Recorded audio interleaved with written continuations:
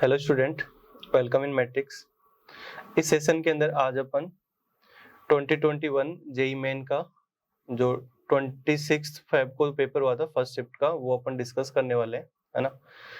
Paper अपन overall बात करें तो काफी सिंपल पेपर था, एकदम स्ट्रेट फॉरवर्ड क्वेश्चन थे, जैसा कि जेई मेन में हमेशा आते हैं उस टाइप के ही, मतलब स्ट्रेट फॉरवर्ड क्वेश्चन थे। ठीक, तो स्टार्ट करते हैं।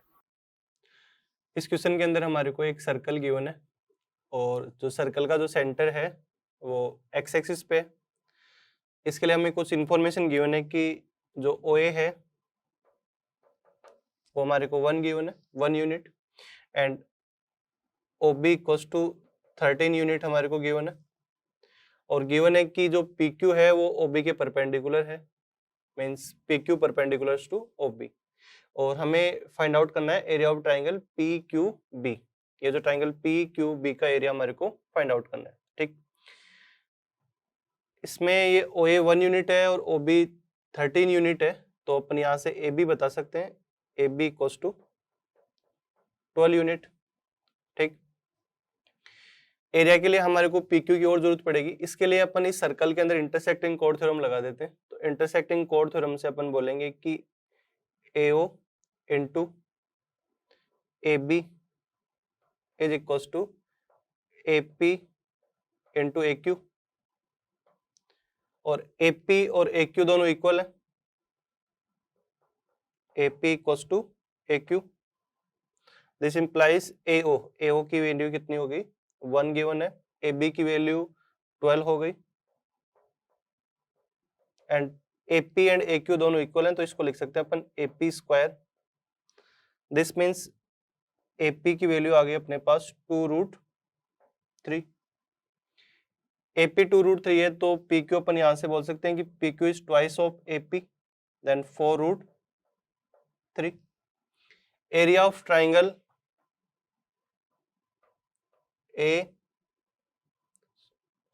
P Q B is equal to 1/2। Base है इसमें ए बी और हाइट हमने इसमें अज्यूम कर रखी है P Q.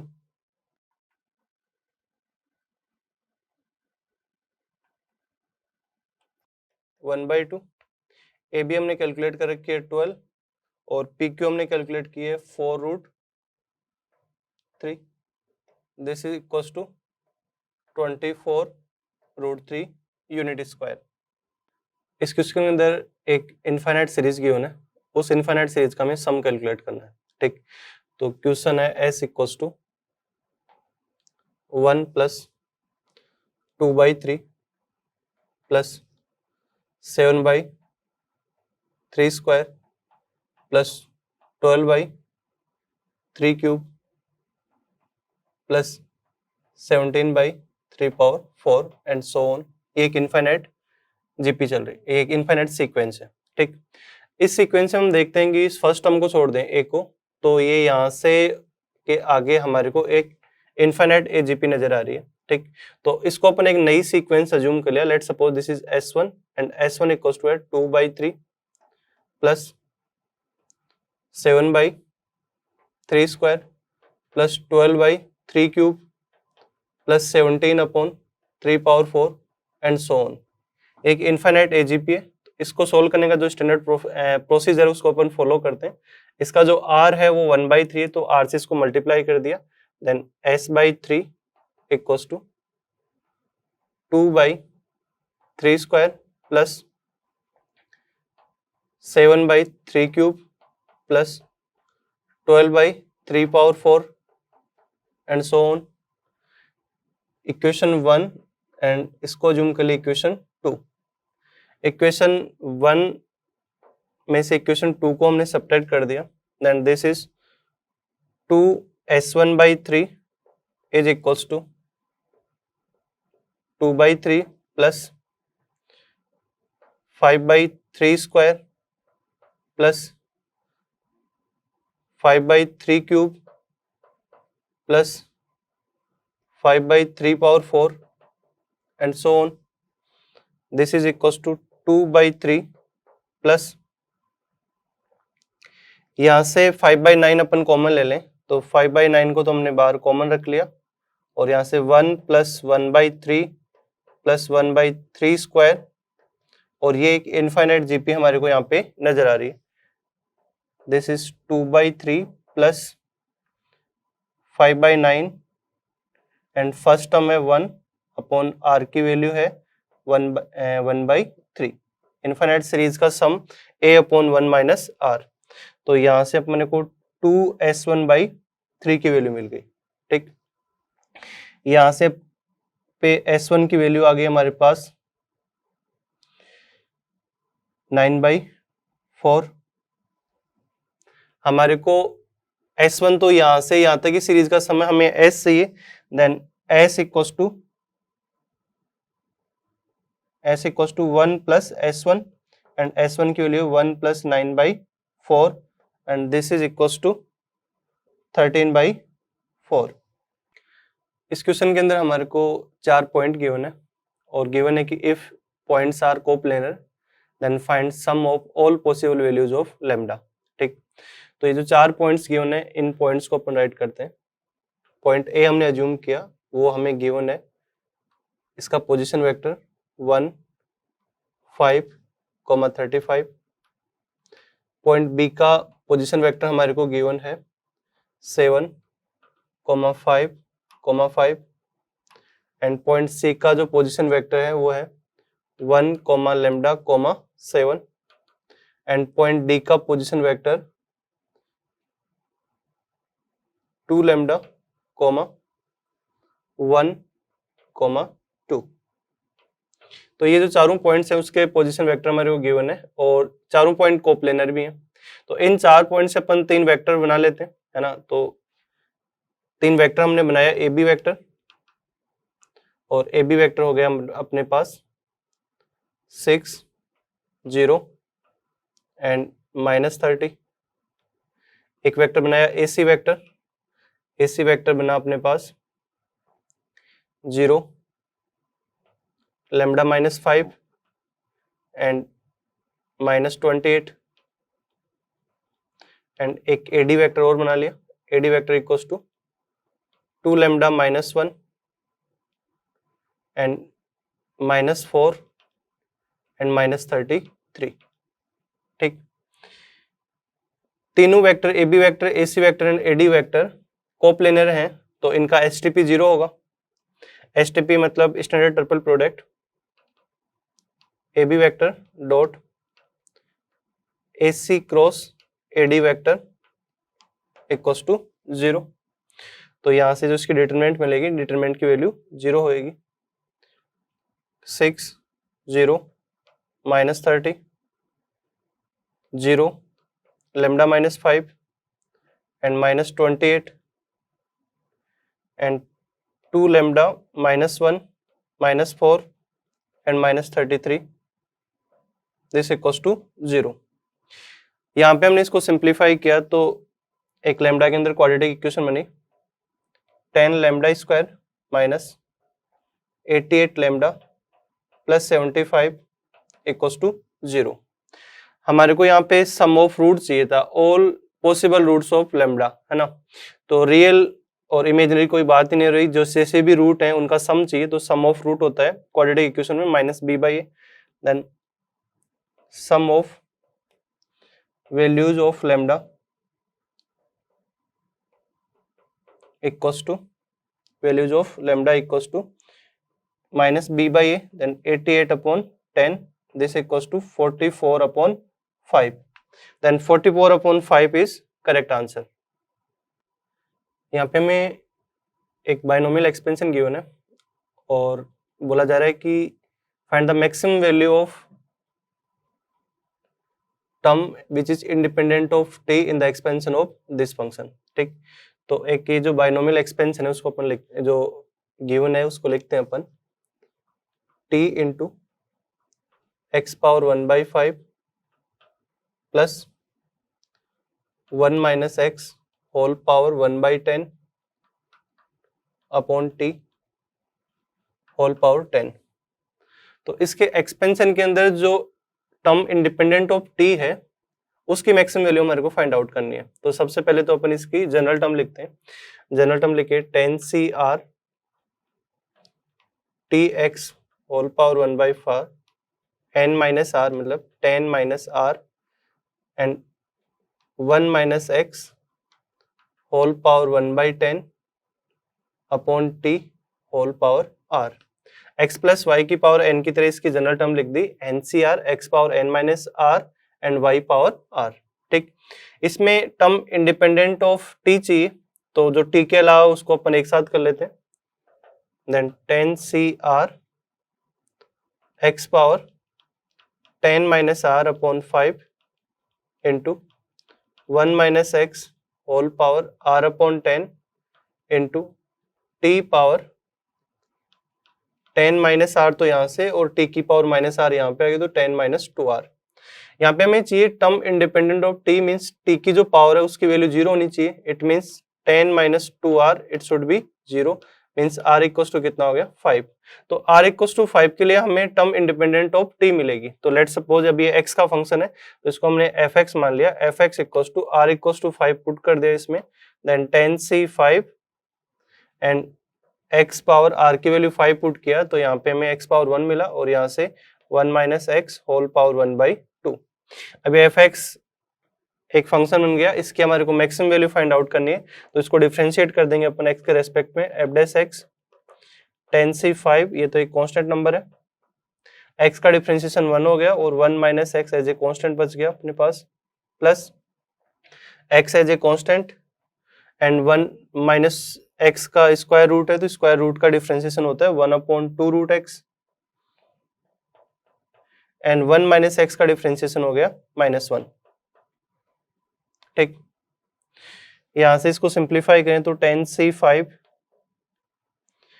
And 2 minus 2x minus X upon 2 root 1 minus X, इसको अपन 0 से इक्वल कराते हैं तो हमारे को यहां से x की वैल्यू मिलती है x इक्वल्स टू 2/3। ठीक, x इक्वल्स टू 2/3 पे अपन f डैश x का नेचर चेक करते हैं तो ये 2/3 है, इधर इसकी वैल्यू नेगेटिव आती है और इधर पॉजिटिव आती है। ठीक, तो जो dy बाई dx का जो साइन है वो पॉजिटिव से नेगेटिव में चेंज हो रहा है, तो ये जो पॉइंट ऑफ क्या है मैक्सिमा है यहाँ पे। ठीक, तो point of maxima F x maximum मिलेगा हमारे को f ऑफ 2/3 पे, this is 10c5 and x की वैल्यू पुट कर देंगे इसमें 2/3 एंड 1/3 होल पावर 1/2, तो ये हमारे पास यहाँ पे मैक्सिमम वैल्यू आ गई इसकी। इस क्वेश्चन के अंदर हमारे को नंबर ऑफ 7 डिजिट इंटीजर्स बताने है ना, जिसमें डिजिट्स का सम कितना हो 10 हो और यूजिंग डिजिट्स 1 2 3, मतलब डिजिट 1 2 3 को काम में लेते हुए हमारे को 7 डिजिट इंटीजर्स बनाने हैं और जिसमें सम ऑफ डिजिट्स कितना होना चाहिए 10 होना चाहिए। ठीक, तो अपन जो पॉसिबल केसेस लिखते हैं कि कौन कौन से पॉसिबल केस है। केस 1 जो अपन डिजिट काम में ले रहे हैं वो ऐसे हो जाए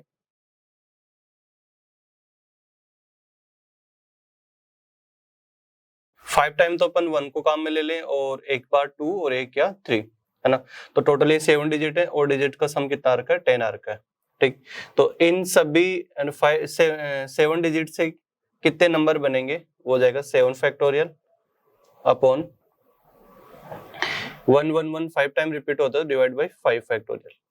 ठीक, तो this is equals to 42। Case 2 हमने पॉसिबिलिटी ली यहाँ पे 4 टाइम तो हमने 1 ले लिया एंड 3 टाइम्स हमने 2 ले लिया। ठीक, तो इनको भी अरेंज करें 7 factorial upon 4 factorial and 3 factorial. 4 factorial तो इसलिए आया क्योंकि जो 1 है वो 4 टाइम रिपीट हो रहा है और जो 2 है वो 3 टाइम्स रिपीट हो रहा है, इस वजह से 3 फैक्टोरियल। ठीक, तो टोटल हो गया यहाँ पे 35। केस 1 और केस 2 का जो सम है वो यहाँ पे हो गया 42 प्लस 35 इक्वल्स टू 77। इन दो केसेस के अलावा और कोई पॉसिबिलिटीज नहीं है, तो दिस इज योर आंसर। इस क्वेश्चन के अंदर हमें गिवन है कि in an increasing GP sum of second term and six term means T2 और जो T6 का जो सम है T2 plus T6 equals to 25/2 given है and product of third term and fifth terms T3 and T5 का जो product है वो हमें 25 गिवन है है ना। तो हमें सम फाइंड आउट करना है, 4 टर्म 6 टर्म एंड 8 टर्म का सम हमें फाइंड आउट करनी है, ठीक। तो एक इंक्रीजिंग जीपी अपन अज्यूम करते हैं कि let GP is, first term हमने ए अज्यूम कर ली एंड कॉमन रेशियो आर, तो A R square A R cube so on, ये हमारी क्या है जीपी है, इंक्रीजिंग जीपी, ठीक। गिवन कंडीशन अप्लाई करें T2 means AR plus AR5 T6 equals to 25/2, ये गिवन था, इक्वेशन 1 अज्यूम किया इसको। एंड T3 एंड T5 का जो प्रोडक्ट है means AR square into AR4 equals to 25, इसको इक्वेशन 2 अज्यूम किया, ठीक। इक्वेशन 1 और 2 को जब सोल्व करते हैं अपन तो हमारे पास आर स्क्वायर इक्वल्स टू आता है 2, देन R equals to plus minus √2। Increasing GPA means R की वैल्यू कितनी हो जाएगी √2। ये आर इक्वल्स टू 2 अपन कोई से भी इक्वेशन में पुट करें, जैसे इक्वेशन सेकंड में हमने पुट किया तो हमारे पास यहाँ से ए की मिलेगी ए इक्वल्स टू 5/2 √2। ए और आर की वैल्यू हमारे पास आ गई तो हम रिक्वायर्ड सम कैलकुलेट कर सकते हैं। T4 plus T6 plus T8, ये हमें कैलकुलेट करना था। T4 हो जाएगा AR³ plus AR5 plus AR7, यहाँ से अपन AR³ कॉमन ले लिए तो वैल्यू मिली 1 plus R square plus R4, ठीक। एक की वैल्यू है अपने पास 5/2 √2 एंड आर अपने पास √2 whole cube, 1 plus R square हो जाएगा एंड 2 प्लस आर की पावर 4 इक्वल्स टू हो गया 4, then this is equals to 35। तो दिस इज और करेक्ट आंसर। इस क्वेश्चन में हमें गिवन है कि ए एंड बी दो परपेंडिकुलर वेक्टर हैं, तो एक एक्सप्रेशन गिवन है, इसकी वैल्यू हमें फाइंड आउट करनी है, ठीक। तो जो गिवन एक्सप्रेशन है वो अपन राइट करते हैं, A vector cross A vector cross A vector cross A vector cross B vector, ठीक। इस एक्सप्रेशन की हमें वैल्यू कैलकुलेट करनी है और इसके लिए हमें गिवन है कि A and B are perpendicular vectors, A vector perpendicular to B vector, ठीक।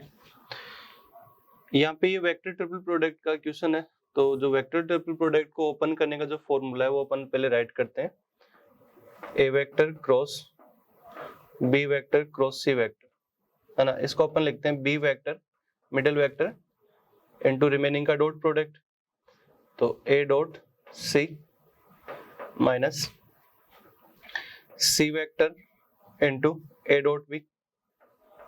तो ये फॉर्मूला अपन यहाँ पे काम में लेने वाले हैं, ठीक। सबसे पहले अपन इस वाले ब्रैकेट को अपन ओपन करते हैं, ठीक। देन ए वेक्टर क्रॉस, यहाँ पे जो ये वाला ब्रैकेट इसको ओपन करते हैं तो मिडिल वाला vector A vector into A dot B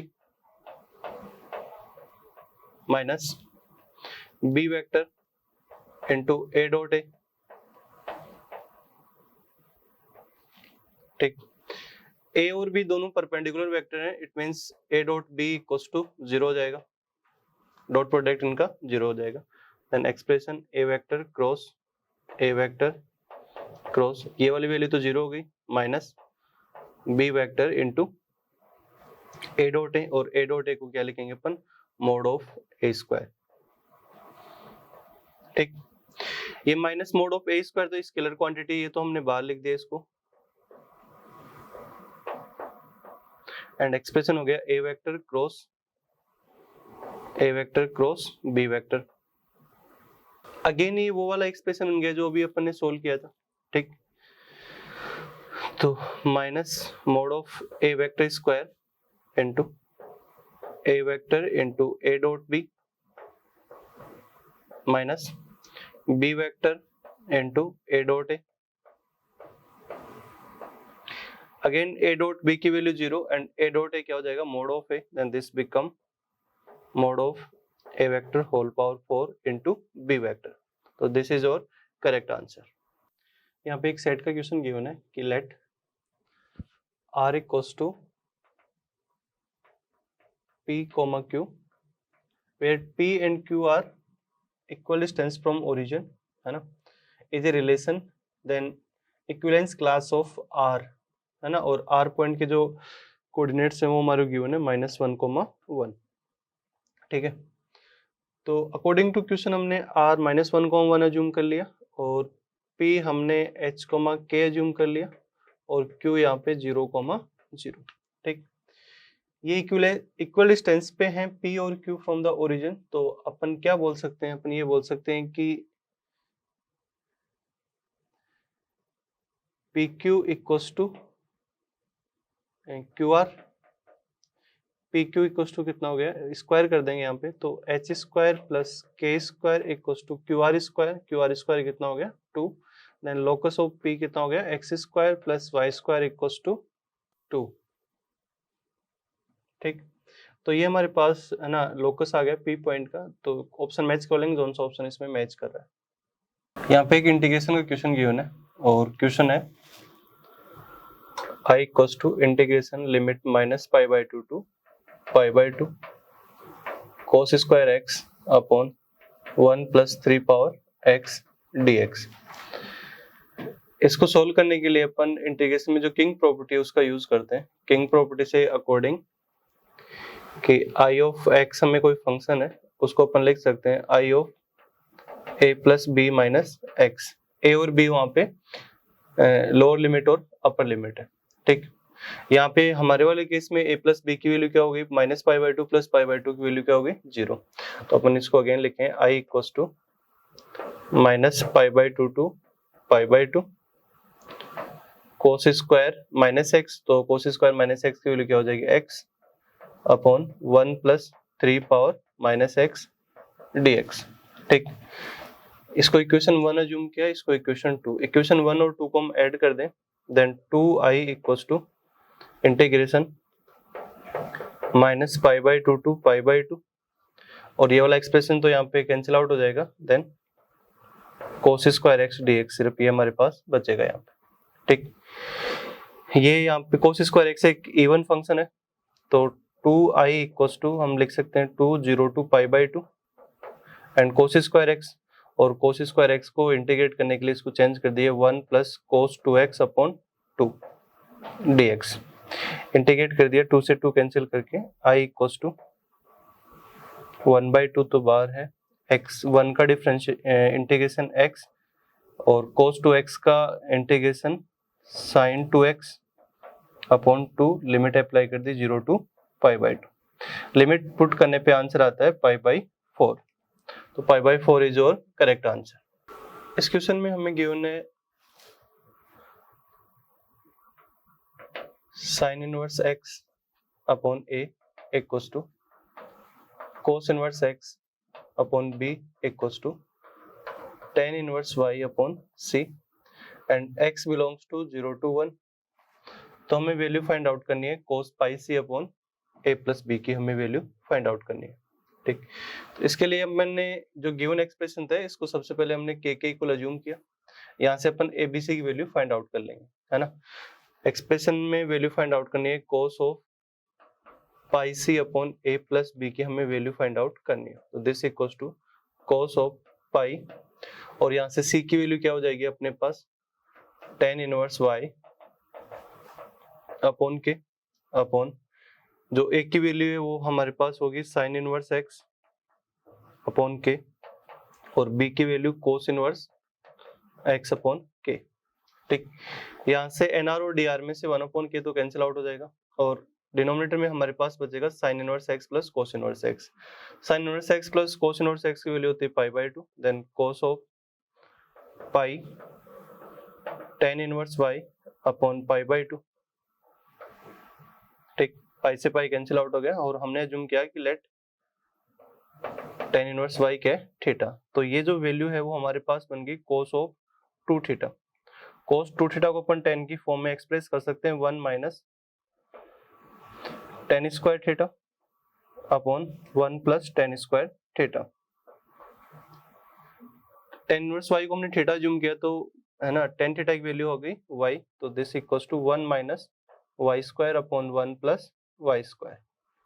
तो दिस इज और करेक्ट आंसर। यहाँ पे हमारे को इक्वेशन गिवन है और क्वेश्चन में है कि if mod of fx minus f of y less than equals to mod of x minus y whole square for all x and y belongs to R, और हमें f ऑफ 0 की value given है, f of 0 equals to 1 है। तो मैं fx के बारे में कमेंट करवा रहा, ठीक। इस वाले एक्सप्रेशन ऊपर रीराइट करते हैं, तो mod of f of x minus f of y mod upon mod x minus y less than equals to mod of x minus y। इसी एक्सप्रेशन को हमने ऐसा लिख दिया, ठीक।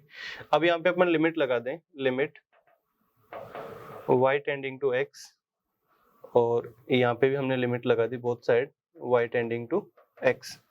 तो जो लेफ्ट साइड वाला जो एक्सप्रेशन है वो हमारे पास बन गया mod of f dash x and this is less than equals to, यहाँ पे y टेंडिंग टू x लगाते हैं तो ये क्या बन जाता है, 0 बन जाता है, ठीक। तो यहाँ पे हमारे पास बन गया mod of f dash x less than equals to 0।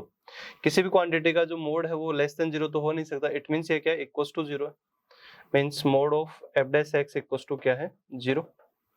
तो f डैश का mod 0, it means f dash x भी क्या हमारा 0। f dash x 0, it means fx क्या हमारा constant function, fx equals to constant function. fx constant function है ना, और इसके बारे में मैं गिवन है कि f ऑफ 0 की वैल्यू 1 है, तो f ऑफ 0 की वैल्यू 1 है, तो यही वैल्यू किसके इक्वल होगी, fx की वैल्यू। तो fx इक्वल्स टू क्या आ गया हमारे पास 1, तो fx इक्वल्स टू 1 वाला ऑप्शन हम सेलेक्ट कर लेंगे। तो fx की जो वैल्यू हमेशा ही क्या है, greater than 0 for all x belongs to r, तो ये वाला हमारा करेक्ट आंसर हो जाएगा। यहाँ पे हमें एक इंटीग्रेशन का क्वेश्चन दे रखा है ना, और क्वेश्चन है summation of n equals to 1 to 100 integration limit n minus 1 to n e power x minus greatest integer x dx। इसका हमारे को इंटीग्रेशन बताना है, ठीक है। यहाँ पे जो बॉक्स ऑफ x लिखा हुआ ये है ग्रेटेस्ट इंटीजर फंक्शन। हम x minus greatest integer x को फ्रैक्शन पार्ट ऑफ x लिखते हैं, और फ्रैक्शन पार्ट ऑफ x एक है ना पीरियोडिक फंक्शन होता है जिसका फंडामेंटल पीरियड कितना होता है, 1, ठीक। तो इसका जो फंडामेंटल पीरियड की अपन बात करें,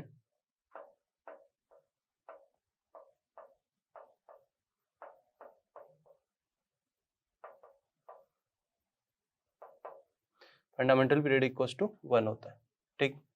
तो ये जो एक्सप्रेशन है इसको अपन ये लिख सकते हैं कि फंडामेंटल पीरियड इसका 1 हो गया, तो 100 n की वैल्यू 1 से 100 तक है, n की वैल्यू अपन वेरी कराएंगे, तो ये पहले 0 से 1 होगा, फिर 0 से फिर 1 से 2 होगा, है ना।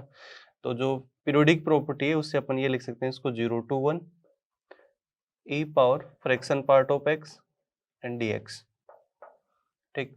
0 से 1 के अंदर फ्रैक्शन पार्ट ऑफ x को अपन x लिखते हैं, then 100 into 0 to 1 e power x dx। e power x का इंटीग्रेशन अपन बात करें तो e पावर x का e पावर x ही होता है, और लिमिट हमने अप्लाई कर दी 0 to 1, तो 0 to 1 लिमिट लगाने पर e power 1 e and e power 0 कितना हो जाएगा, 1। तो this is your correct answer. Matrix given है ऑफ ऑर्डर 2, तो एक 2 ऑर्डर की हमने सिमेट्रिक मैट्रिक्स लिखी जिसके एलिमेंट है a b एंड c। तो ये हमने एक 2 ऑर्डर की सिमेट्रिक मैट्रिक्स लिख दी।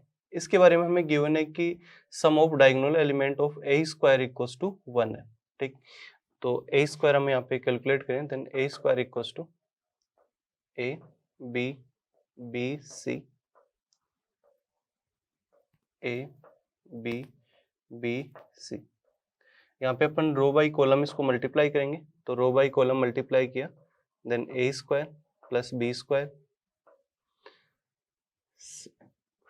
फर्स्ट रो की सेकंड एलिमेंट के लिए रो बाई कॉलम इधर मल्टीप्लाई करेंगे यहाँ पे, तो ये हो जाएगा A B plus B C and this by this, तो B A plus B C and B square plus C square. तो ये हमारे पास ए स्क्वायर मिल गया। इसके बारे में हमें गिवन है कि सम ऑफ डायगोनल एलिमेंट्स क्या है, इसका 1 है। और जो ये ABC इसकी जो सारी एंट्रीज हैं वो क्या है, इंटीजर एंट्रीज है। तो नंबर ऑफ पॉसिबल मैट्रिसेस हमारे को यहाँ पे बताना है, ठीक। तो सम ऑफ डायगोनल एलिमेंट्स कितना हो गया यहाँ पे, A square plus B square plus B square plus C square, this equals to 1, means A square plus 2b square plus C square equals to 1। सारे एलिमेंट्स क्या हैं इसके, इंटीजर हैं। तो यहाँ पे पॉसिबल केस क्या क्या हो सकता है, पॉसिबल केस ये हो सकता है कि या तो ए स्क्वायर की वैल्यू 1 हो, ठीक है, और बी की वैल्यू, बी स्क्वायर की वैल्यू 0 और सी स्क्वायर की वैल्यू 0, तब ये कंडीशन सेटिस्फाई हो सकती है। या फिर सी स्क्वायर की वैल्यू 1 हो और ए और बी दोनों की वैल्यू 0। यहाँ पे दो ही केस बनते हैं। तो केस 1 हमने यहाँ पे कंसिडर किया, case 1, if A square equals to 1, it means A की वैल्यू क्या हो सकती है, प्लस माइनस 1 हो सकती है, ठीक। इसी केस में हमारे को बी स्क्वायर और सी स्क्वायर दोनों की वैल्यू 0 लेनी होगी, means B equals to C equals to 0। तो यहाँ पे दो मैट्रिसेस पॉसिबल हैं जिसके अंदर एलिमेंट्स क्या होंगे, जिससे एक बार तो ए को हमने 1 ले लिया और बी और सी को 0 ले लिया, दूसरी बारी में हम ए को -1 ले लें और बी और सी दोनों को 0 ले लें। केस 2 कि सी स्क्वायर की वैल्यू 1 हो जाए, तो सी स्क्वायर की value 1, this means C equals to plus minus 1 and A equals to B equals to 0 हो जाए, ठीक। तो दो मैट्रिसेस यहाँ से पॉसिबल हैं, दो मैट्रिसेस यहाँ से पॉसिबल हैं, तो टोटल हमारे को 4 मैट्रिसेस यहाँ पे मिलेंगी। यहाँ पे हमें एक प्रोबेबिलिटी का क्वेश्चन गिवन है और क्वेश्चन के अंदर हमें गिवन है कि एक फेयर कॉइन को open fix number of time के लिए टॉस करते हैं और टॉस करने पे जो 7 टाइम हेड आने की जो प्रोबेबिलिटी है वो 9 टाइम हेड आने की प्रोबेबिलिटी के इक्वल है, ठीक। तो हमें 2 बार हेड आने की प्रोबेबिलिटी कैलकुलेट करनी है, ठीक। तो हमने ये अज्यूम किया है कि उस कॉइन को हम n टाइम टॉस कर रहे हैं, है ना। तो let number of toss is equal to कितना है, n, और गिवन है कि probability of getting 7 head equal to probability of getting 9 head, ये हमें गिवन है। तो यहाँ पे अपन लिखेंगे कि NC7 और प्रोबेबिलिटी ऑफ हेड वो कितनी हो जाएगी, 1/2 रहेगी, क्योंकि फेयर कॉइन है तो हेड आने की प्रोबेबिलिटी 1/2 और टेल आने की प्रोबेबिलिटी भी 1/2। Then NC7 into 1/2 whole power n equals to NC9 1/2 whole power n, ठीक। तो ये वाली क्वांटिटी तो यहाँ पे कैंसिल आउट होगी, तो बचेगा NC7 इक्वल्स टू NC9। तो यहाँ पे दो केस पॉसिबल होते हैं, आइदर 9 इक्वल्स टू 7, तो जो कि पॉसिबल नहीं है, मीन्स 7 प्लस 9 की वैल्यू किसके इक्वल है, n के इक्वल। तो यहाँ से हमारे को n इक्वल्स टू मिला 16, तो हमें n की वैल्यू 16 मिल गई। अब हमारे को दो हेड आने की प्रोबेबिलिटी बताना है, तो दो हेड आने की प्रोबेबिलिटी हो जाएगी probability of 2 heads equals to 16C2 and दो बार हेड आएगा, तो मतलब 14 टाइम्स उसमें क्या आएगा, टेल आएगा, और हेड और टेल दोनों की आने की प्रोबेबिलिटी कितनी है, 1/2, देन 1/2 होल पावर 16। तो सिंप्लीफाई करने पे हमारे को वैल्यू मिलती है 15/2 पावर 13। तो दिस इज और करेक्ट आंसर। इस क्वेश्चन के अंदर हमारे को 3 प्लेन्स के क्वेश्चन गिवन है, तो हमने प्लेन अज्यूम किया है, ये प्लेन P1 है, ये प्लेन P2 और ये प्लेन P3, ये तीनों प्लेन हमारे को गिवन है, ठीक। और हमसे पूछा जा रहा है कि कौन से प्लेन यहाँ पे पैरेलल है, ठीक। तो प्लेन्स पैरेलल हैं, इट मीन्स उसके जो नॉर्मल वेक्टर हैं वो भी पैरेलल से, है ना। और नॉर्मल वेक्टर, यदि दो वेक्टर पैरेलल होते हैं तो a1/a2 equals to b1/b2 equals to c1/c2 होता है, मतलब उसके डायरेक्शन कोसाइन का जो रेशियो होता है वो कांस्टेंट होता है, ठीक। तो पहले अपन p1 और p2 के लिए चेक करते हैं, for p1 and p2 direction cosine का जो रेशियो है वो हम देखते हैं नॉर्मल वेक्टर के लिए। तो 3/1 यहाँ पे आ रखा है कि 15/-3 एंड 21/-1, तो ये रेशियो है ना वो इक्वल नहीं है, इट मीन्स P1 और P2 पैरेलल नहीं है, ठीक। उसके बाद अपन चेक करते हैं for P2 and P3, P2 और P3 के लिए चेक किया तो ये 1/2 रेशियो आ रहा, यहाँ पे आ रहा -3/10 और यहाँ पे है -1/14, तो ये रेशियो भी इक्वल नहीं है, तो P2 और P3 भी यहाँ पे पैरेलल नहीं है। फिर हमने चेक किया फॉर P1 एंड P3। तो जो रेशियो आ रखा है वो 3/2, 15/10 एंड 21/14। ठीक, तो ये रेशियो 3/2 है, इसको 5 से अपन कैंसिल आउट करेंगे तो ये भी 3/2 बन जाएगा, इसको 7 से कैंसिल कर देंगे तो कितना हो जाएगा, ये भी 3/2। तो ये तीनों क्या होते हैं, इक्वल आ रखे हैं, है ना। A1/A2 equal to B1/B2 equal to C1/C2। तो P1 और P3 यहाँ पे क्या हो गए, पैरेलल प्लेन से हो गए। ठीक, तो P1 एंड P3 वाला जो हमारा करेक्ट आंसर होगा। यहाँ पे मैं एक कर्व की इक्वेशन गिवन है ना, और तो कर्व गिवन है y equal to 1/2 x4 minus 5x³ plus 18x² minus 19x। ये कर्व की इक्वेशन गिवन है और पूछा जा रहा है कि इस कर्व का जो मैक्सिमम स्लोप है वो किस पॉइंट पे मिलेगा हमारे को। ठीक है, तो स्लोप के लिए हम dy/dx कैलकुलेट करते हैं। तो slope m equal to dy/dx और dy/dx हमारे को मिला यहाँ पे 4/2 x³ minus 15x² plus 36x minus 19। अब ये स्लोप मैक्सिमम और मिनिमम चाहिए तो हमें स्लोप को डिफरेंशिएट करना होगा। तो dm/dx this equals to 6x² minus 30x plus 36। इसको हमने 0 के इक्वेट करवाया तो हमारे को x की दो वैल्यू मिली, x equals to 2 and x equals to 3। x equals to 2 and x equals to 3। यहाँ पे प्लस माइनस और प्लस।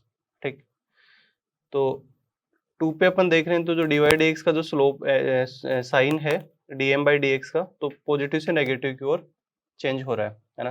तो यहाँ पे हमें मैक्सिमम मिलेगा और यहाँ पे नेगेटिव से पॉजिटिव में कन्वर्ट हुआ है तो यहाँ पे हमें क्या मिलेगा, मिनिमा। तो हमें पूछा गया है कि जो मैक्सिमम स्लोप है किस पॉइंट पे मिलेगा, x इक्वल्स टू 2 पे मिलेगा। तो x इक्वल्स टू 2 पे हमें क्या मिला, मैक्सिमा। ठीक, x इक्वल्स टू 2 पे हम y की वैल्यू चेक करते हैं तो y की वैल्यू क्या मिलती है, 2। तो जो मैक्सिमम वाला जो पॉइंट है, पॉइंट इज 2,2। यहाँ पे हमें एक लिमिट का क्वेश्चन गिवन है ना, और उसके लिमिट की वैल्यू फाइंड आउट करनी है। क्वेश्चन है limit h tending to 0 2 into √3 sine of π/6 plus h minus cos of π/6 plus h upon h into √3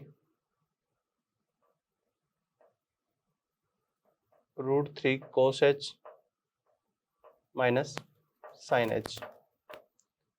ये हमारे को यहाँ पे एक लिमिट का क्वेश्चन गिवन है। इसके अंदर जो 2/√3 ये तो कांस्टेंट क्वांटिटी, इसको तो हमने बाहर लिख दिया। 2/√3 लिमिट h टेंडिंग टू 0, और यहाँ पे जो nr और dr है इसको 1/2 से हमने मल्टीप्लाई कर दिया। तो 1/2 से मल्टीप्लाई किया तो sine π/6 plus h into √3/2 minus cos π/6 plus h into 1/2 upon √3/2 cos h minus 1/2 sine h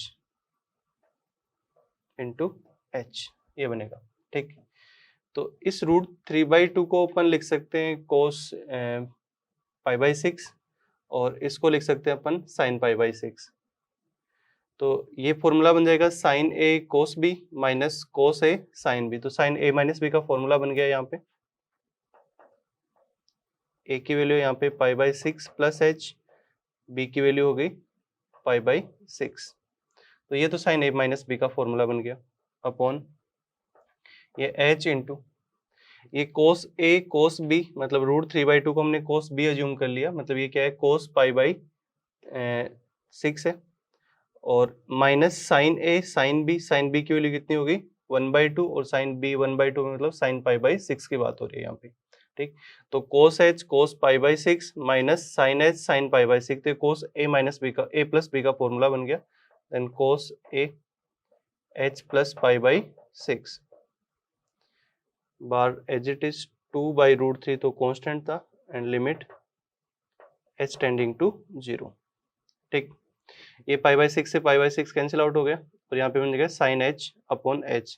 तो साइन h अपॉन h, तो ये तो क्या होगा, एक स्टैंडर्ड लिमिट होगी और स्टैंडर्ड लिमिट की वैल्यू h टेंडिंग टू 0 पे वैल्यू क्या देगा, ये 1 देगा। ठीक, तो साइन h अपॉन h की वैल्यू 1, 2/√3 इंटू 1 अपॉन कोस 0 पुट करते ही कोस पाई बाई 6 देगा और कोस पाई बाई 6 की वैल्यू कितनी होगी, √3/2। तो दिस इक्वल्स टू 4/3। तो ये हमारे पास लिमिट की वैल्यू आ गई।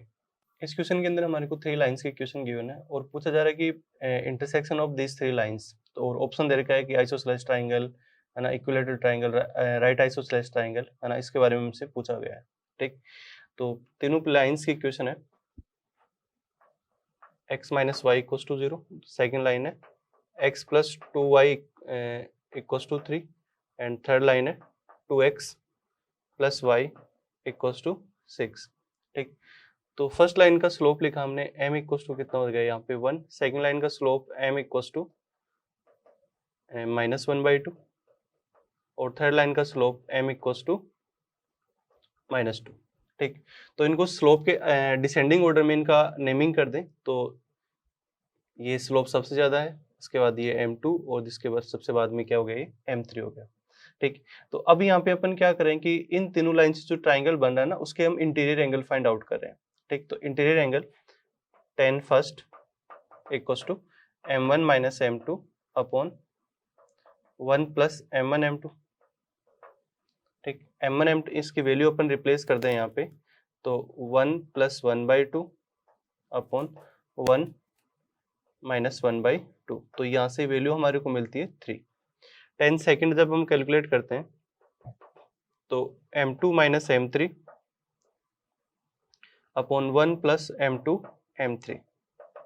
m2 की वैल्यू हमारे पास -1/2 प्लस 2 अपॉन 1 प्लस ये माइनस माइनस प्लस हो गया एंड 1/2 एंड 2। सिंप्लीफाई करें तो 4 माइनस 1 3, वैल्यू आ गई 3/4। ठीक, ऐसे अपन 10 थर्ड कैलकुलेट करते हैं यहाँ पे, तो 10 थर्ड इक्वल टू आता है m3 minus m1 upon 1 plus m1 m3 की वैल्यू है -2 एंड m1 की value 1 -1 upon 1 plus m1 m2, this is -2 equals to 3। तो हम ये ऑब्जर्व करें कि जो 10 फर्स्ट और 10 थर्ड है, तीनों दोनों की वैल्यू क्या रखी है, सेम आ रखी है ना। तो ये आइसोसेलेस ट्रायंगल हो गया और आइसोसेलेस के बाद में हमें ऐसे आता है क्या राइट आइसोसेलेस तो नहीं है, तो इसके लिए राइट आइसोसेलेस होता तो 10 फर्स्ट और 10 थर्ड की वैल्यू क्या आती, 1 आती, क्योंकि एंगल कितना होता, 45 डिग्री होता। ठीक, तो दिस इज आइसोसेलेस ट्रायंगल। इस क्वेश्चन के अंदर हमारे को एक डिटरमिनेंट गिवन है और डिटरमिनेंट की वैल्यू हमारे को फाइंड आउट करनी है। डिटरमिनेंट है del equals to a1 plus a2 a plus 1 into a plus 2 and a plus 2 1 a plus 2 a plus 3 a plus 3 1 and a plus 3 a plus 4 and a plus 4 1। ये हमारे को determinant given है, इसकी value हमारे को find out करनी है। तो इसके अंदर अपन एक रो ट्रांसफॉर्मेशन अप्लाई करते हैं। Apply row transformation.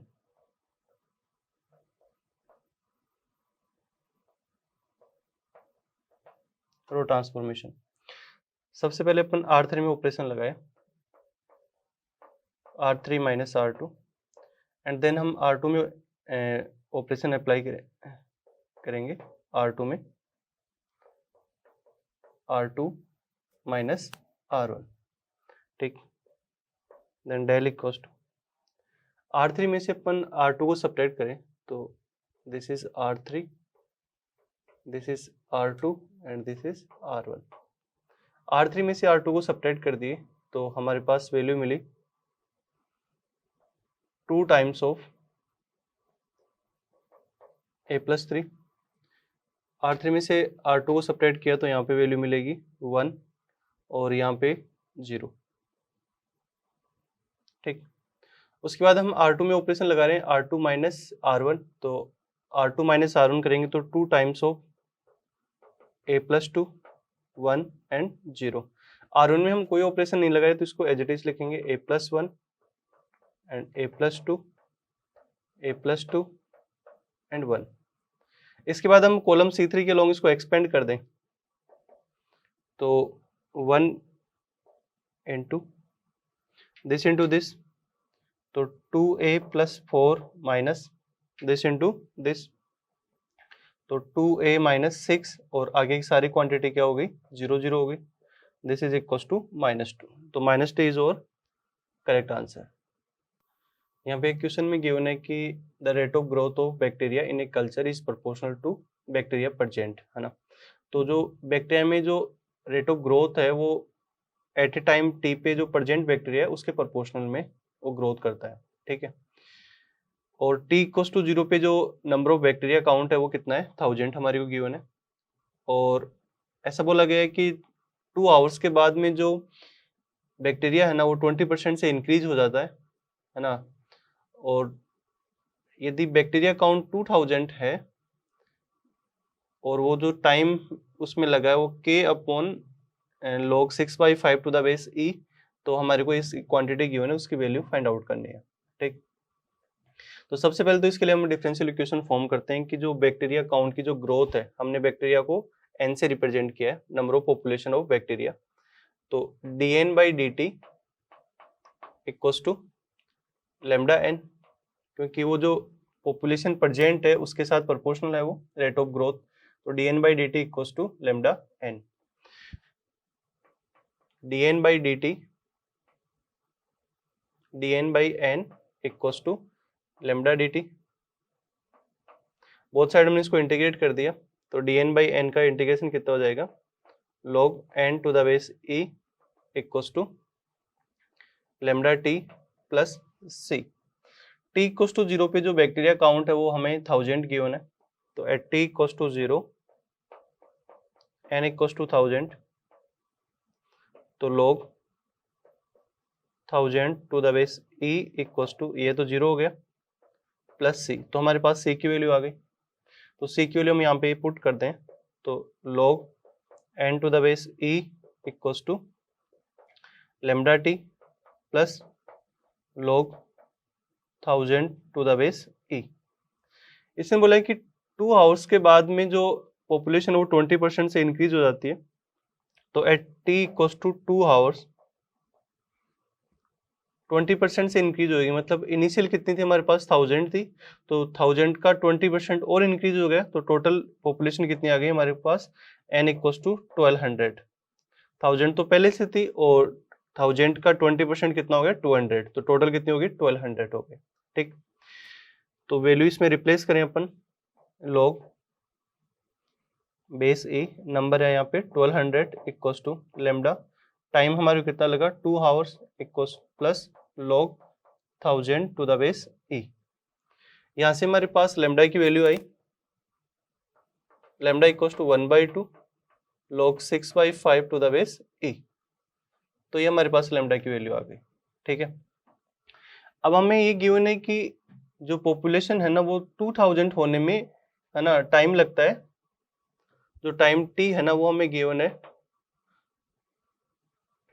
k upon log 6/5 to the base e, इतना टाइम हमारे को लगता है पॉपुलेशन 2000 होने में। तो एक क्वांटिटी उसकी वैल्यू पूछी हमारे पास k अपॉन ln2 का होल स्क्वायर की वैल्यू हमसे पूछी गई है ना।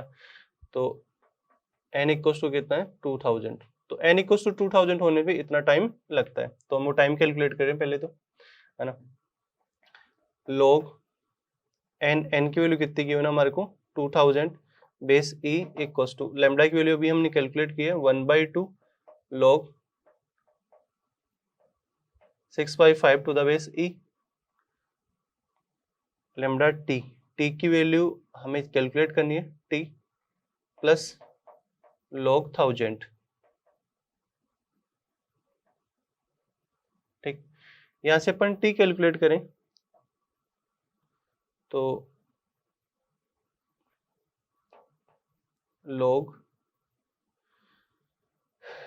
सबसे पहले इसको माइनस कर दें तो ये हो जाएगा e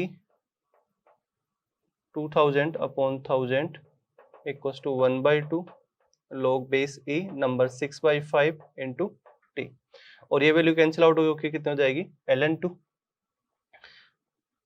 then t equals to 2, ये 2 भी इधर आ गया, log 2 to the base e upon log 6/5 to the base e, और ये जो टाइम है वो टाइम हमारे को गिवन है कि k upon log 6/5 to the base e, इतने टाइम के अंदर वो 2000 ये पॉपुलेशन इसकी होती है। तो हमारे को वैल्यू फाइंड आउट करनी थी यहाँ पे k upon log 2 to the base e की वैल्यू फाइंड आउट करनी थी। तो ये दोनों इक्वल है टाइम, तो यहाँ से हमने k upon log 2 to the base e मतलब ln2 की वैल्यू फाइंड आउट करनी थी, और ये वैल्यू हमारे पास आ गई, ये तो कैंसिल आउट हो गया, इक्वल्स टू 2। इसका स्क्वायर चाहिए हमारे को, तो यहाँ पे हम स्क्वायर कर देंगे, इक्वल्स टू 4, तो 4 इज और करेक्ट आंसर। यहाँ पे क्वेश्चन गिवन है कि the sum of 162th power of the root of the equation this, तो इस इक्वेशन के जो रूट्स हैं उसकी 162th पावर का जो सम है वो मेरे को कैलकुलेट करना है। ठीक, इक्वेशन हमारे को गिवन है कि x cube minus 2x square plus 2x minus 1 equals to 0, ये हमारे को इक्वेशन गिवन है, x cube minus 2x square plus 2x minus 1 equals to 0। तो इसके सबसे पहले अपन रूट कैलकुलेट करें, तो एक रूट तो हमने यहाँ पे हिट एंड टाइल से कैलकुलेट किया जो कि x इक्वल्स टू 1 इसको सेटिस्फाई कर रहा है, तो एक रूट तो आ गया यहाँ पे x इक्वल्स टू 1, तो x माइनस 1 इसका फैक्टर हो गया, इसे डिवाइड करने पे x square minus x plus 1 ये हमारे को क्वोशिएंट मिला यहाँ से। ठीक, इसके जब अपन रूट कैलकुलेट करते हैं तो रूट आएंगे x equals to minus b 1 plus minus under root b square minus 4ac, तो वैल्यू होगी माइनस 3 अपॉन 2 इंटू ए की वैल्यू कितनी 1, तो रूट्स आ गए हमारे पास x1 equals to 1, x2 equals to minus omega and x3 equals to minus omega square. इन सभी की 162th पावर का जो सम है वो हमें कैलकुलेट करना है, तो x1 की पावर 162 मतलब 1 power 162 plus minus omega whole power 162 plus minus omega square whole power 162। ये जो पावर है वो इवन नंबर है, इस वजह से ये क्या रखा है, ये जो माइनस तो कैंसिल आउट हो जाएगा, है ना, और जो 162 है वो 3 का मल्टीपल है, तो ओमेगा की पावर 3 का मल्टीपल कितना होता है 1 होता है, तो ये 1 प्लस 1 प्लस 1 इक्वल्स टू 3, तो 3 इज और करेक्ट आंसर। यहाँ पे एक इंटीग्रेशन क्वेश्चन गिवन है, integration i equals to 0 to pi mod sine 2x dx। ठीक है, या तो अपन इस मोड को ओपन कर लें, है ना, 0 से π/2 एंड π/2 से पाई, या फिर अपन यहाँ पे क्वीन प्रॉपर्टी अप्लाई कर ले, है ना, क्वीन प्रॉपर्टी क्या करती है कि, है ना, integration i equals to 0 to a fx dx equals to, यदि ऐसा आ जाए 0 to a f of a minus x dx, तो ये जो लिमिट अपर लिमिट है वो क्या हो जाती है हाफ हो जाती है ना, तो यहाँ पे अपन प्रॉपर्टी लगा रहे हैं कि 0 से पाई, a की वैल्यू क्या है पाई, और fx क्या हमारा मोड साइन 2x, है ना, तो ये वैल्यू चेंज नहीं हो रही, तो इसको लिख सकते हैं अपन integration i to 2 times of 0 to π/2 mod sine 2x dx, और 0 से π/2 में जो साइन 2x की वैल्यू होती है वो पॉजिटिव होती है ना, तो 2 टाइम्स ऑफ 0 टू π/2, इसको पॉजिटिव के साथ ओपन कर देंगे साइन 2x dx, और अब इसका इंटीग्रेशन कर दें 2 minus cos 2x upon 2 limit 0 to π/2। ठीक, तो वैल्यू आ गई हमारे पास 2 से 2 तो कैंसिल आउट हो गया, और π/2 पे वैल्यू कितनी आएगी -1 बार माइनस लगा हुआ, -1 -1 माइनस माइनस +1, और ये भी कितना हो जाएगा, cos 0 पे वैल्यू क्या आएगी 1 इक्वल्स टू 2। यहाँ पे हमें एक डिफरेंशियल इक्वेशन का क्वेश्चन गिवन है ना, और क्वेश्चन है y² equals to a into x plus √a/2, और हमारे को इस जो डिफरेंशियल इक्वेशन है इसकी डिग्री और ऑर्डर का डिफरेंस हमारे को फाइंड आउट करना है ना। तो कि यहाँ पे इस इक्वेशन में हम देख रहे हैं कि a यहाँ पे क्या है, आर्बिट्ररी कांस्टेंट है, तो नंबर ऑफ आर्बिट्ररी कांस्टेंट कितने हो गए यहाँ पे 1 हुआ, ठीक। तो इसको वन टाइम हम इसको डिफरेंशिएट करेंगे, 2y dy/dx equals to a into x का डिफरेंशिएशन कितना हो गया 1, प्लस ये कांस्टेंट क्वांटिटी है इसकी वैल्यू, इसका डिफरेंशिएशन 0। तो यहाँ से हमारे को a की वैल्यू मिल गई, a equals to 2 times of y into dy/dx। ये हमारे पास a की जो आर्बिट्ररी कांस्टेंट है उसकी वैल्यू होगी। ये अपन इस इक्वेशन में रिप्लेस कर दें, then y² equals to a की वैल्यू कितनी है 2y dy/dx into x, plus a की वैल्यू कितनी है, a की पावर 3/2 है, तो a पावर, इस a को अपन अंदर मल्टीप्लाई किया तो a पावर 3/2, a को क्या लिखेंगे अपन 2 times of y into dy/dx whole power 3/2 upon 2, ठीक। इस क्वांटिटी को अपन लेफ्ट साइड लेके जाते हैं, then y² minus 2xy dy/dx equals to 1/2 2y dy/dx whole power 3/2। Both side हमने यहाँ पे स्क्वायर कर दिया, then y² minus 2xy dy/dx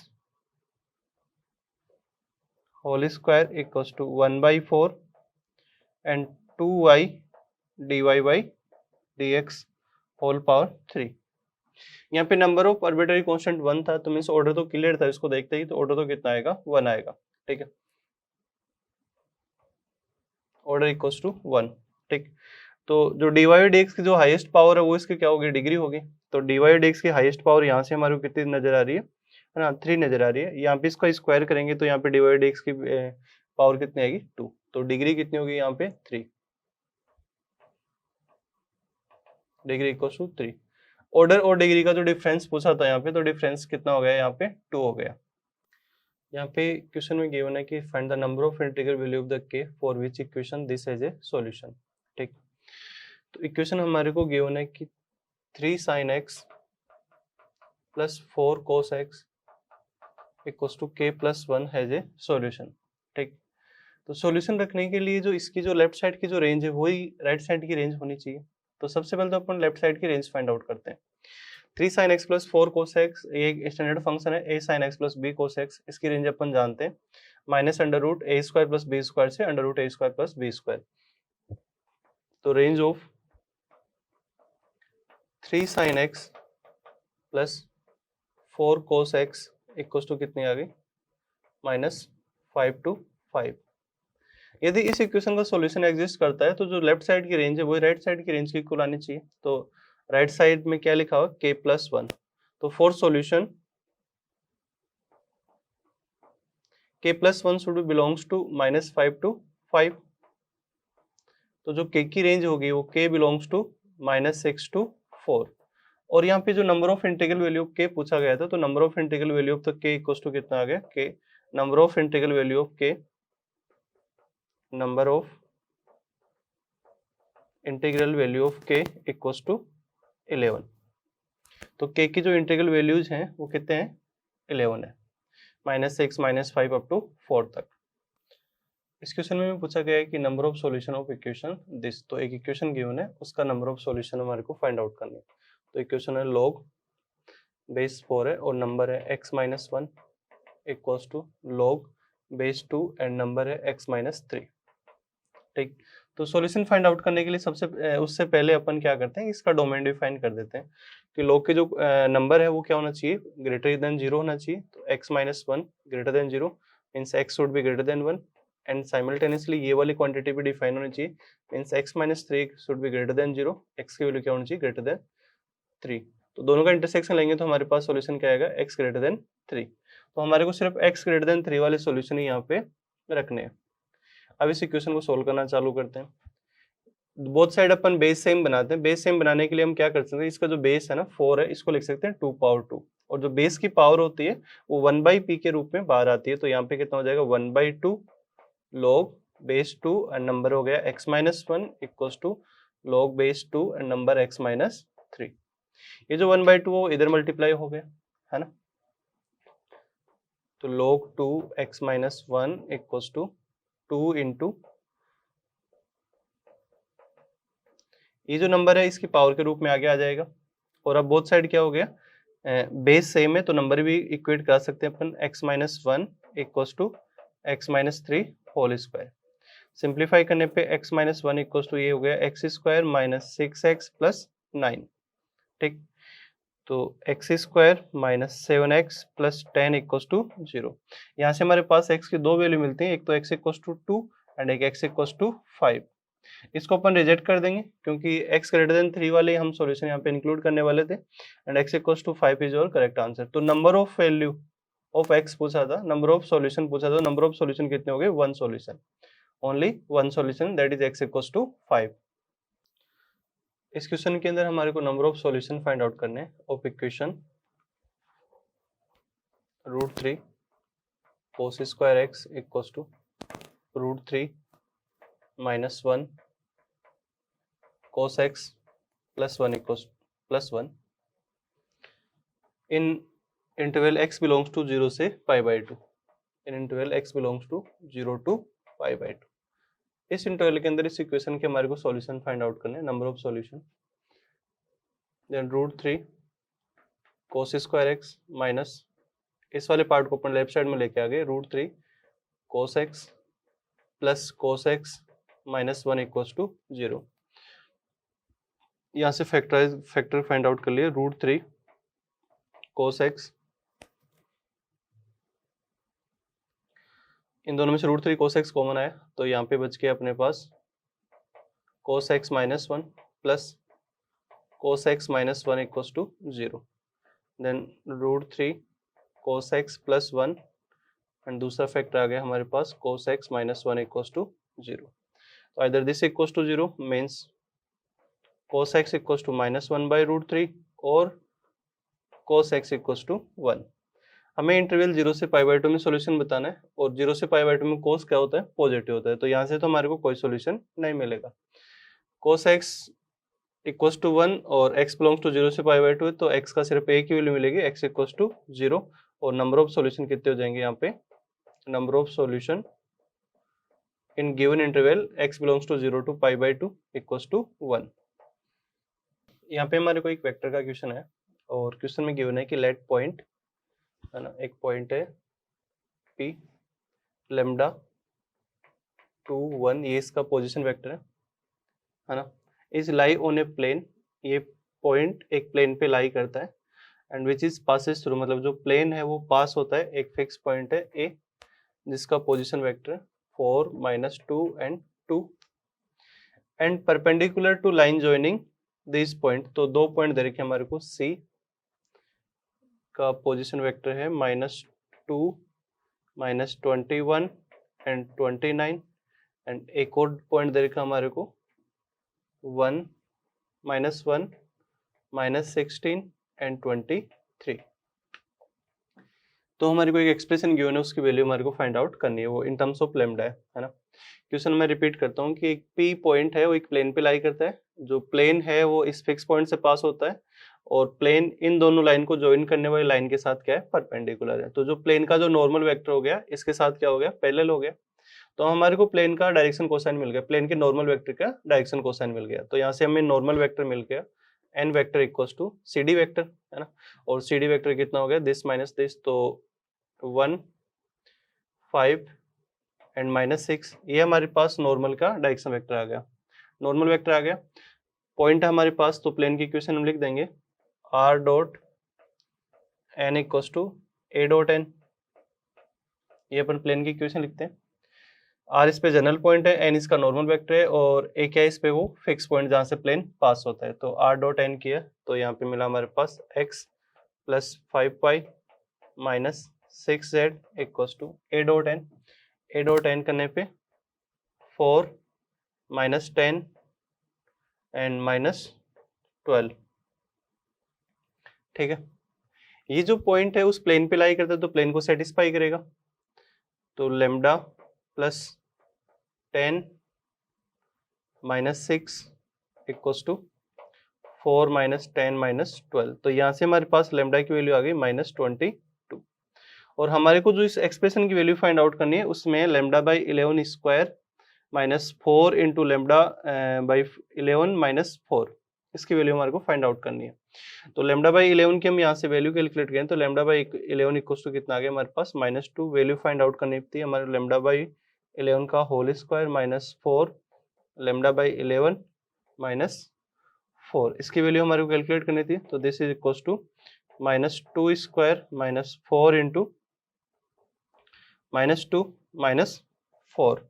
तो this equals to 4 plus 8 minus 4, this equals to 8।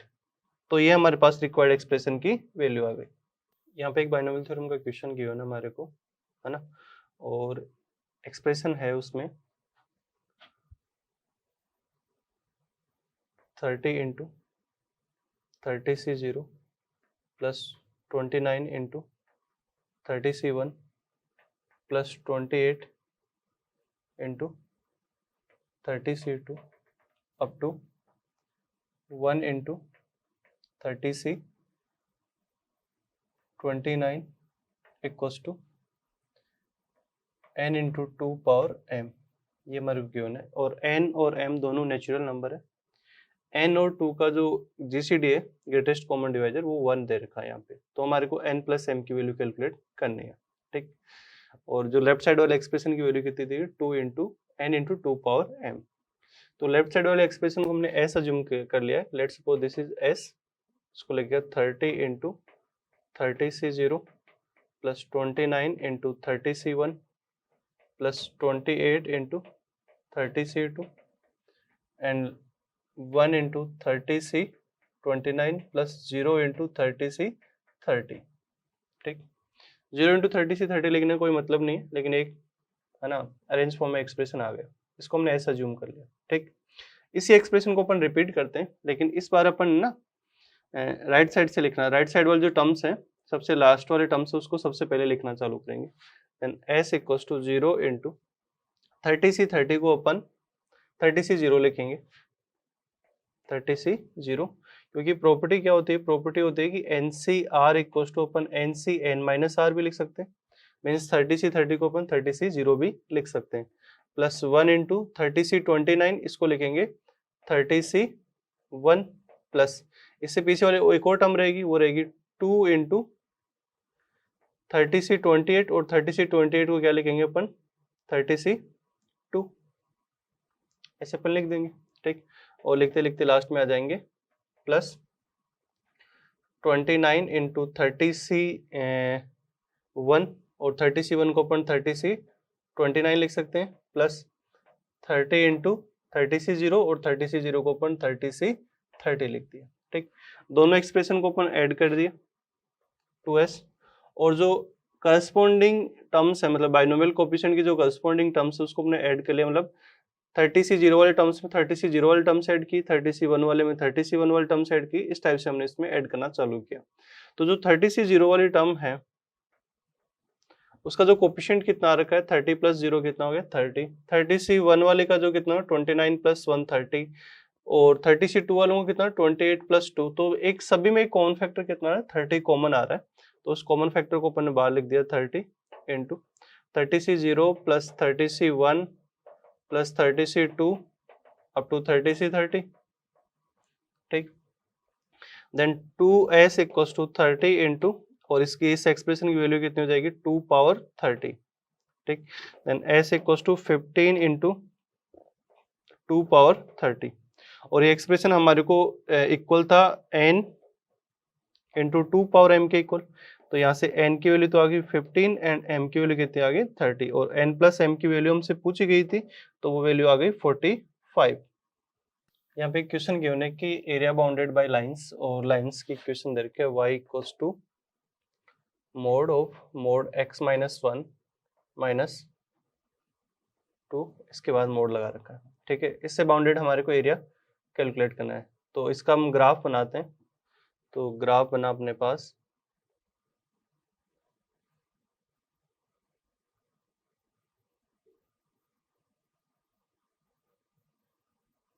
इस टाइप से हमारे पास इसका ग्राफ बन गया। ये -1,0 है, ये 1,2 और ये 3,0। ये हमारे पास लाइंस का ग्राफ आ गया।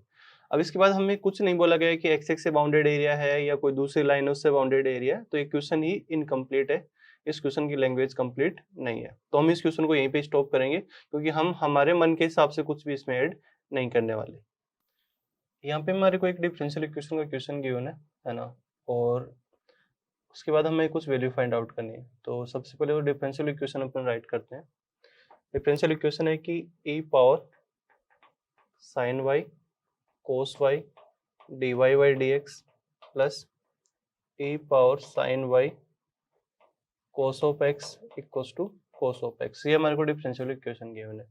सबसे पहले तो अपन इसमें क्या करेंगे कि e पावर साइन y को t एज्यूम करेंगे, then e power sine y cos y dy by dx equals to कितना हो जाएगा dt by dx। ये बन गया। तो इक्वेशन बन गई हमारे पास dt by dx plus t cos x equals to cos of x। और ये यहाँ पे हमारे पास लीनियर डिफरेंशियल इक्वेशन है ना। लीनियर डिफरेंशियल इक्वेशन के लिए अपन IF कैलकुलेट करते हैं integrating factor. This is equals to e power integration of px, और px कितना हमारा cos x dx। cos x का इंटीग्रेशन कितना हो जाएगा sin x, देन IF आ गया e पावर sin x। ठीक, y इंटू IF, y की वैल्यू क्या है यहाँ पे t इंटू IF, IF कितना हो गया e power sin x equals to IF e power sin x into qx, qx की वैल्यू कितनी है cos x dx।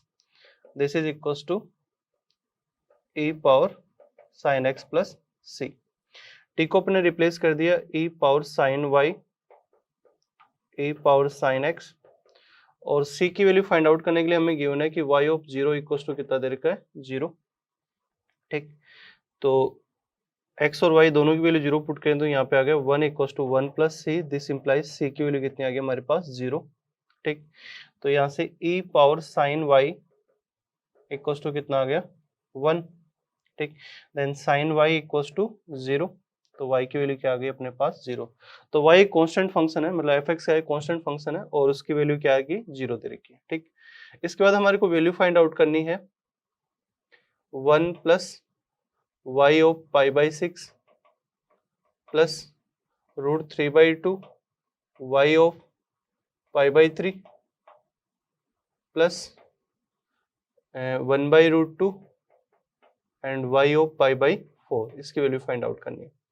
हम ये देख रहे हैं कि y ऑफ x तो कितना आ रखा है 0 आ रखा है, तो इट मीन्स ये जो सारे एक्सप्रेशन है ना ये सब 0 हो गए। 1 plus 0 plus 0 plus 0, this is equals to 1। तो 1 इज योर करेक्ट आंसर।